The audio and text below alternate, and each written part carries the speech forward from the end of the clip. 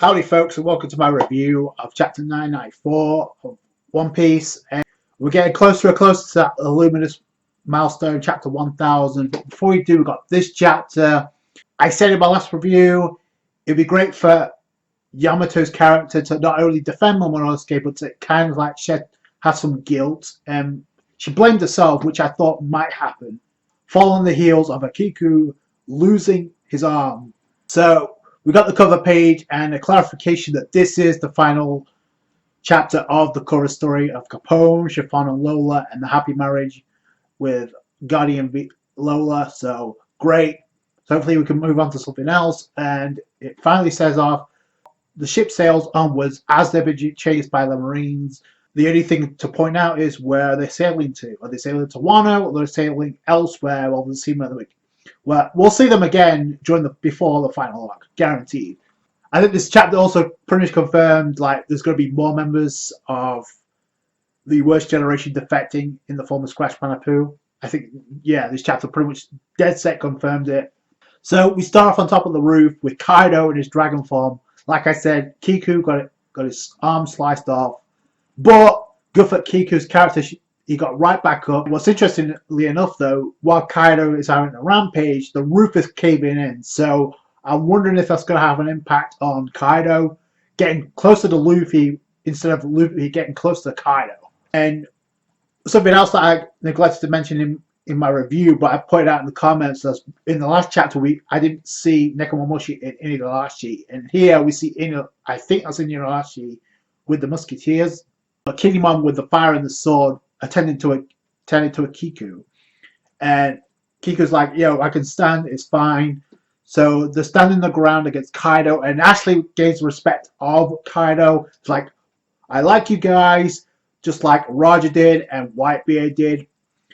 So Kaido reverts into his Oni form, which I thought he might at some point. So we're pretty much wrapping closer to the end of this fight, and a lot closer to Luffy getting up there. I wonder how many chapters it's going to take before Luffy actually makes it to the top, or if something else happens to get him there. So Kaido's like, let's finish this, and then we obviously get a rundown of the flaws going on right now. We know, and it looks like Luffy, Jinbei, and Sanji have made their way to floor 1. So like I said, it's a constant build up to like Luffy get to the top, but it looks like hopefully he's not going to go there solo. I hope that's what happens, because the Straw Hats, obviously, like I said, they need 1v1s, but there's a reason why groups of them are fighting now. They all get to the top, or something happens, like where they all interact by the end. We have Luffy, Sanji, and Jinbei. They're acknowledging Jinbei and Luffy as like taking care of the father. Sanji gets pissed by this because where the hell was my introduction? So that was funny. But then we get two pointless introductions of two headliners. One of them, Hamlet, was a giraffe smile user. Again, the weird designs come back out. We got more weird designs. We got 4 tricks, a chicken smile fruit user, which may be one of the weirdest designs yet with these two. That's just way too weird. Doesn't matter because Sanji and Jinbei take them out instantly. So the theme of the one shot of the headliners continues. So unless you're a member of the worst generation, you're not immune to that. So then we go back down to the lower level, to the life floor, where everybody's getting infected by the ice demon, or the Oni demon, which is shot by Queen. And I think it was pretty much predictable there was going to be an antidote, but the problem is you gave it to probably the biggest chicken of them all from a Scratch Manapu. So now there's a battle royal for it. Because of this, because of the Oni demon being infected, it spreads through everyone. It's making them go crazy. Allies are turning on one another. Even the beast pirates are like freaked out by this. You got the Oni Wambanshu saying, "Oh, that Queen, that bastard, is insane." So this could become a problem for not only the samurai and the Straw Hats, but pretty much the road teammates.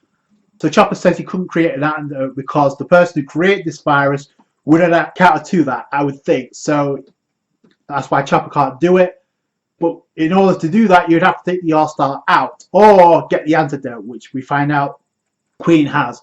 So Zoro goes in, he takes care of all the ice demons. It's like, Is there any way to avert this? And Robin says maybe we should just leave them alone. That turns out that won't work either, because within an hour they'll die after being affected. So you have a time limit. So I think Chopper's going to be the one to do something here, because he doesn't want to let people die. Some good character growth for him and development. But we see Scratch Manitou. He's like, I'm getting the hell out of here. So he's not really loyal to Kaido at all. He's after getting tagged by Kid, after getting his ass wrecked by X-Drake and Zoro. He's out of here. But then he's been planted the antidote, which makes him a huge target because everybody wants it. They have an hour to get it. So you have allies of Kaido going after Scratch Manitou to get this antidote to prevent them from getting it in the hands of Chopper and the Straw Hats. Chopper's like, Zoro, go ahead, get that antidote. So we got a struggle now to get the antidote. It may lead to a 1v1 versus Zoro and Scratch Manitou, because it'll take even coming close to Zoro. So that's going to be interesting. Maybe Kid will show up and snatch that antidote. In turn, it would make the most sense, narrative speaking, because Queen was torturing the shit out of Kid back in Udon. So I think Kid would be the right person to snatch that from him, to free everybody else, even though that's not Kid in his character, but just narratively speaking, it makes the most sense. We go to where Yamato is protecting Momonosuke and Shinobu is still alive. She still has arrows sticking out of her. Yamato's staring down Sasaki and his crew. By the way, at the beginning of this chapter, I couldn't be the only one who thought of when Kaido reverted from his dragon form into his Oni form. I couldn't be the only one to have Kaido's theme song playing in my head during that memory, because you know the end is near for some of these scabbards. I just don't know how many of these scabbards are actually going to die. Yamato is like turning to Momonosuke. He's like, I'm going to protect you too, Shinobu. So Shinobu finally has stopped hesitating. He's like, yo, I don't know who you are, but if you're here to protect Momonosuke, please do so. Yamato is like, I'm going to save you too, Shinobu. So that's cool. It's not just Momonosuke, it's the scabbards as well. Because obviously she's a fan of the scabbards plus Odin. And she reveals to Momonosuke and Shinobu what her deal is. Viewed herself as Kozuki Odin. 20 years ago, I was present at the Odin's execution. I saw it all. That I decided to live as Kozuki Odin. And there's a huge explosion going off. And then Yamato just completely tanks it. And what she revealed is, she has some guilt here, and I did not expect. So she rushed over to Curry Castle when Momonosuke was confronted by Kaido, when he had him by the throat and he was literally going to drop him from the top of the castle. So, but I couldn't do anything because I wasn't strong enough. I could only watch, which makes sense because she was only a kid then.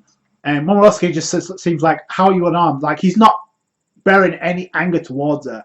I said, like, this would be a good character moment for her. Turns out that's what this is. I wasn't strong enough. A while ago, I introduced myself as Odin, but I'm also known as Yamato, and I'm prepared to die for you. Yamato's not dying, at least I don't think. Again, this is going to, in turn, influence Momonosuke to actually... Momonosuke is going to come to understand that she's not the one to blame for what's going on with Kaido. Kaido's the one responsible and Orochi. So, it's accepted by Momonosuke, which is going to happen. She's going to get accepted by the scabbards, and probably that's going to be the open door for Yamato either join the Straw Hats or to become a future ally. It's that simple. Maybe.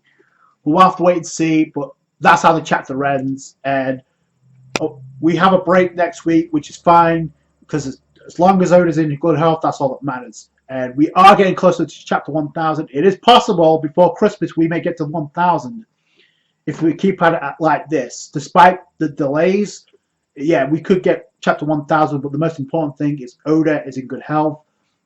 Yamato gets a moment to shine.